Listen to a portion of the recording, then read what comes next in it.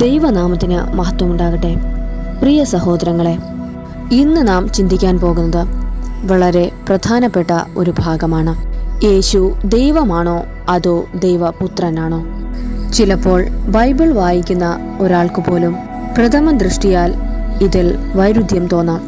കാരണം ചില വചനങ്ങളിൽ യേശു പിതാവിനോട് പ്രാർത്ഥിക്കുന്നതായി കാണാം. തന്നേക്കാൾ വലിയവനാണ് പിതാവ് എന്ന് പറയുന്നതായി കാണാം. എന്നാൽ മറ്റു ചില വചനങ്ങളിൽ ഞാനും പിതാവും ഒന്നാണ് എന്നും താൻ ദൈവമാണെന്നും വ്യക്തമായി പറയുന്നുണ്ട്. ഇന്ന് നമ്മൾ ഈ ചോദ്യത്തിനുള്ള ഉത്തരം വളരെ ആഴത്തിൽ പൂർണ്ണമായും ബൈബിൾ വാക്യങ്ങളെ മാത്രം അടിസ്ഥാനമാക്കി പരിശോധിക്കാൻ പോകുകയാണ്. നിങ്ങൾ ഒരു വിശ്വാസിയോ അല്ലെങ്കിൽ ബൈബിൾ പഠിക്കാൻ ആഗ്രഹിക്കുന്ന ഒരാളോ അല്ലെങ്കിൽ കേവലം ചരിത്രപരമായ അറിവുകൾ നേടാൻ ആഗ്രഹിക്കുന്നവരോ ആകട്ടെ, ഈ വീഡിയോയുടെ അവസാനം വരെ കാണുകയാണെങ്കിൽ ഈ വിഷയത്തിലുള്ള നിങ്ങളുടെ എല്ലാ സംശയങ്ങളും പൂർണ്ണമായും മാറിക്കിട്ടുമെന്ന് എനിക്ക് ഉറപ്പുണ്ട്. നമുക്ക് ഈ വിഷയത്തെ പ്രധാനപ്പെട്ട പോയിന്റുകളായി തിരിച്ച് വളരെ ലളിതമായി മനസ്സിലാക്കാൻ ശ്രമിക്കാം. ആദ്യമായി ബൈബിൾ യേശുവിനെ ദൈവപുത്രൻ എന്ന് വിളിക്കുന്നതിൻ്റെ പൊരുൾ എന്താണെന്ന് നോക്കാം. പുതിയ നിയമത്തിൽ ഉടനീളം യേശുക്രിസ്തുവിനെ ദൈവപുത്രൻ എന്ന് വിശേഷിപ്പിച്ചിരിക്കുന്നത് കാണാം. യേശുവിൻ്റെ സ്നാനസമയത്ത് സ്വർഗത്തിൽ നിന്ന് ഒരു ശബ്ദം ഉണ്ടായി, ഇവൻ എൻ്റെ പ്രിയപുത്രൻ, ഇവനിൽ ഞാൻ പ്രസാദിച്ചിരിക്കുന്നു. മത്തായിയുടെ സുവിശേഷം 3-ാം അധ്യായം 17-ാം വാക്യം. എന്നാൽ ഇവിടെ നമ്മൾ സാധാരണ മനുഷ്യൻ മനസ്സിലാക്കുന്നത് പോലെ ഒരു അപ്പൻ മകൻ ബന്ധമല്ല ബൈബിൾ ഉദ്ദേശിക്കുന്നത്. ബൈബിളിലെ പുത്രൻ എന്ന വാക്കിന് വലിയൊരു ദൈവശാസ്ത്ര അർത്ഥമുണ്ട്. യഹൂദ സംസ്കാരത്തിൽ ഒരു വ്യക്തിയുടെ പുത്രൻ എന്ന് പറഞ്ഞാൽ ആ വ്യക്തിയുടെ അതേ സ്വഭാവവും അധികാരവും ഉള്ളവൻ എന്നാണ് അതിന് അർത്ഥം. യേശുവിനെ ദൈവപുത്രൻ എന്ന് വിളിക്കുന്നത് ദൈവത്തിൻ്റെ അതേ മഹത്വവും ദൈവത്തിൻ്റെ അതേ സ്വഭാവവും അതേ അധികാരവും ഉള്ളവൻ എന്നാണ്. യോഹന്നാന്റെ സുവിശേഷം 5-ാം അധ്യായത്തിൽ യേശു തന്നെത്താൻ ദൈവപുത്രൻ എന്ന് വിളിച്ചപ്പോൾ യഹൂദന്മാർ അവനെ കൊല്ലാൻ കല്ലെടുത്തു. കാരണം അവൻ തന്നെത്താൻ ദൈവപുത്രൻ എന്ന് വിളിച്ചതിലൂടെ താൻ ദൈവത്തിന് തുല്യനാണ് എന്നാണ് അവകാശപ്പെട്ടത്. ഇത് യഹൂദന്മാർക്ക് കൃത്യമായി അറിയാമായിരുന്നു. ചുരുക്കത്തിൽ ദൈവപുത്രൻ എന്ന പദവി യേശുവിൻ്റെ താഴ്ന്ന അവസ്ഥയല്ല, മറിച്ച് അവൻ്റെ ദൈവികമായ ഉറവിടത്തെയും അധികാരത്തെയുമാണ് കാണിക്കുന്നത്. ഇനി നമുക്ക് രണ്ടാമത്തെയും ഏറ്റവും പ്രധാനപ്പെട്ട ഒരു പോയിന്റിലേക്ക് വരാം. യേശു കേവലമൊരു പുത്രൻ മാത്രമല്ല, അവൻ ദൈവം തന്നെയാണെന്ന് ബൈബിൾ വളരെ വ്യക്തമായി പറയുന്നുണ്ട്. ഇതിന് പുതിയ നിയമത്തിൽ നിരവധി തെളിവുകളുണ്ട്. ഏറ്റവും ശക്തമായ തെളിവ് യോഹന്നാന്റെ സുവിശേഷം 1-ാം അധ്യായം 1-ാം വാക്യമാണ്. ആദിയിൽ വചനം ഉണ്ടായിരുന്നു, വചനം ദൈവത്തോടുകൂടെ ആയിരുന്നു, വചനം ദൈവമായിരുന്നു. തൊട്ടടുത്ത വാക്യങ്ങളിൽ വചനം പറയുന്നത് ഈ വചനം ജഡമായി അല്ലെങ്കിൽ മനുഷ്യനായി നമ്മുടെ ഇടയിൽ പാർത്തു എന്ന് പറയുന്നുണ്ട്.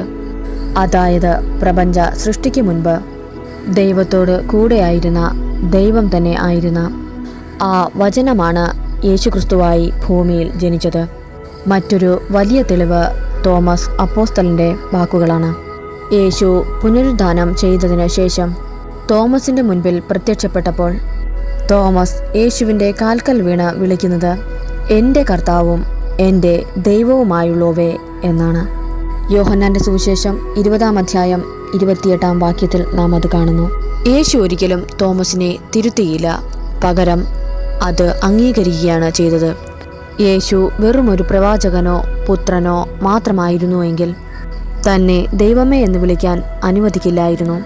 കൂടാതെ പഴയ നിയമത്തിൽ ദൈവത്തിന് മാത്രം ചെയ്യാൻ കഴിയുന്ന കാര്യങ്ങൾ പുതിയ നിയമത്തിൽ യേശു ചെയ്യുന്നത് നമുക്ക് കാണാം. പാപങ്ങൾ ക്ഷമിക്കുക, പ്രകൃതിയെ ശാസിക്കുക, മരിച്ചവരെ ഉയർപ്പിക്കുക, ഇവയെല്ലാം യേശു ചെയ്തു. ബൈബിൾ അനുസരിച്ച് ആരാധന ദൈവത്തിന് മാത്രം ഉള്ളതാണ്. എന്നാൽ യേശു ഭൂമിയിലായിരുന്നപ്പോൾ പലരും യേശുവിനെ ആരാധിച്ചു. യേശു തടഞ്ഞതും ഇല്ല. ഇതിൽ നിന്ന് യേശു ദൈവം തന്നെയാണെന്ന് വ്യക്തമാകുന്നുണ്ട്. ഇപ്പോൾ നിങ്ങളുടെ മനസ്സിൽ സ്വാഭാവികമായും ഒരു ചോദ്യം വരാം, യേശു ദൈവവുമാണ് ദൈവപുത്രനുമാണ് എന്ന് ഒരേ സമയം പറയുന്നതെങ്ങനെ? യുക്തിസഹമാവും. ഇവിടെയാണ് ബൈബിൾ പഠിപ്പിക്കുന്ന തൃത്വം അഥവാ ഏകദൈവ രഹസ്യം നമ്മൾ മനസ്സിലാക്കേണ്ടത്. ബൈബിൾ വളരെ വ്യക്തമായി പറയുന്നു, ദൈവം ഒന്നേ ഉള്ളൂ, എന്നാൽ ആ ഏകദൈവം 3 വ്യക്തിത്വങ്ങളായി നിലകൊള്ളുന്നു. പിതാവ്, പുത്രൻ, പരിശുദ്ധാത്മാവ്. ഇവ 3 ദൈവങ്ങളല്ല, ഒരേ ദൈവത്തിൻ്റെ 3 വെളിപ്പെടലുകളാണ്. ഇവ മനുഷ്യബുദ്ധിക്ക് പൂർണ്ണമായി ഉൾക്കൊള്ളാൻ പ്രയാസമുള്ള കാര്യമാണ്. എങ്കിലും നമുക്ക് മനസ്സിലാക്കാൻ ലളിതമായ ഒരു ഉദാഹരണം നോക്കാം.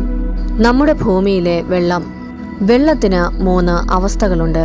അത് ദ്രാവകമായിരിക്കാം, കട്ടിയുള്ള ഐസ് കട്ട ആയിരിക്കാം, അല്ലെങ്കിൽ നീരാവിയായി മാറാം. ഇവ 3ൻ്റെയും രൂപവും ഭാവവും വ്യത്യാസമാണെങ്കിലും ഉള്ളടക്കം ഒന്നു തന്നെയാണ്. അത് എപ്പോഴും H2O തന്നെയാണ്. അതുപോലെ തന്നെയാണ് തൃത്വവും. പിതാവായ ദൈവം സ്വർഗത്തിൽ ആയിരിക്കുന്നു. പുത്രനായ ദൈവം മനുഷ്യനായി ഭൂമിയിലേക്ക് വന്നു. പരിശുദ്ധാത്മാവായ ദൈവം ഇന്ന് നമ്മുടെ ഹൃദയങ്ങളിൽ വസിക്കുന്നു. രൂപത്തിലും ശുശ്രൂഷയിലും വ്യത്യാസമുണ്ടെങ്കിലും ഇവർ 3 ഒന്നാണ്. അതുകൊണ്ടാണ് യേശു പറഞ്ഞത്, ഞാനും പിതാവും ഒന്നാകുന്നു. യോഹന്നാൻ 10:30 നാം ഇങ്ങനെ വായിക്കുന്നു, അവൻ ഒരേ സമയം പിതാവിൻ്റെ പുത്രനുമാണ്, സ്വഭാവത്തിൽ ദൈവം തന്നെയുമാണ്. പ്രിയപ്പെട്ട സഹോദരങ്ങളെ, നമ്മൾ ചർച്ച ചെയ്ത കാര്യങ്ങൾ ചുരുക്കി പറഞ്ഞാൽ, യേശു ദൈവമാണോ ദൈവപുത്രനാണോ എന്ന ചോദ്യത്തിന് ബൈബിൾ നൽകുന്ന ഉത്തരം അവൻ രണ്ടുമാണ് എന്നാണ്. പിതാവായ ദൈവവുമായുള്ള അവൻ്റെ നിത്യമായ ബന്ധത്തെയും സ്നേഹത്തെയും കാണിക്കാൻ അവൻ പുത്രനെന്ന് വിളിക്കപ്പെടുന്നു. എന്നാൽ അവൻ്റെ അസ്തിത്വത്തെയും അധികാരത്തെയും സ്വഭാവത്തെയും നോക്കുമ്പോൾ അവൻ ദൈവം തന്നെയാണ്. മനുഷ്യരായ നമ്മെ പാപത്തിൽ നിന്നും മരണത്തിൽ നിന്നും രക്ഷിക്കാൻ വേണ്ടി ദൈവം തന്നെ മനുഷ്യരൂപമെടുത്ത് ഭൂമിയിലേക്ക് ഇറങ്ങി വന്നതാണ് യേശുക്രിസ്തു. അവൻ പൂർണ്ണ ദൈവമായിരിക്കുമ്പോൾ തന്നെ നമുക്ക് വേണ്ടി പൂർണ്ണ മനുഷ്യനായി ജീവിച്ചു. ഈ ഒരു വലിയ സത്യമാണ് ബൈബിൾ പുതിയ നിയമത്തിലൂടെ ലോകത്തിന് നൽകുന്നത്. ഈ വിഷയം നിങ്ങളുടെ ചിന്തകളെയും വിശ്വാസത്തെയും എത്രത്തോളം സ്വാധീനിച്ചു എന്ന് താഴെ കമന്റ് ബോക്സിൽ വലിയൊരു വിശ്വാസത്തോടെ ഇപ്രകാരം ഒന്ന് എഴുതുക. ത്രിയേക ദൈവം എന്നിൽ ആയിരിക്കുന്നതുകൊണ്ട് ഞാൻ അവനെ സ്തുതിക്കുന്നു. സഹോദരങ്ങളെ, ഈ ഒരു വിശ്വാസം നിങ്ങളുടെ ജീവിതത്തിന് വലിയൊരു നന്മ കൊണ്ടുവരും എന്നുള്ളത് വളരെ ഉറപ്പുള്ള കാര്യമാണ്. പിതാവായ ദൈവത്തോടുള്ള നിന്റെ പ്രാർത്ഥനയും പുത്രനായ ദൈവത്തോടുള്ള നിന്റെ സ്നേഹവും പരിശുദ്ധാത്മാവിൻ്റെ സാന്നിധ്യവും നിന്നിലുണ്ടെങ്കിൽ നിന്റെ ഭവനത്തെയോ നിന്റെ കുടുംബത്തെയോ നിന്റെ മക്കളെയോ ആർക്കും തന്നെ തകർക്കാൻ കഴിയില്ല. നിന്റെ ജീവിതത്തിൽ അനുഗ്രഹങ്ങൾ കൊണ്ട് നിറയും, സമ്പത്തിനെ കൊണ്ട് നിറയ്ക്കും, സമാധാനം നിന്റെ കുടുംബത്തിൽ നിഴലിടും, സന്തോഷം നിന്റെ ജീവിതത്തിൽ നിലനിൽക്കും. ഈ കേട്ട വചനത്താൽ നമ്മെ ഓരോരുത്തരെയും ദൈവം പിതാവിൻ്റെ സ്നേഹവും പുത്രൻ്റെ സ്നേഹവും പരിശുദ്ധാത്മാവിൻ്റെ സാന്നിധ്യവും കൊണ്ട് ഇന്നും എന്നും ലോകാവസാനവും കാത്ത് പരിപാലിക്കുമാറാകട്ടെ. ആമേൻ.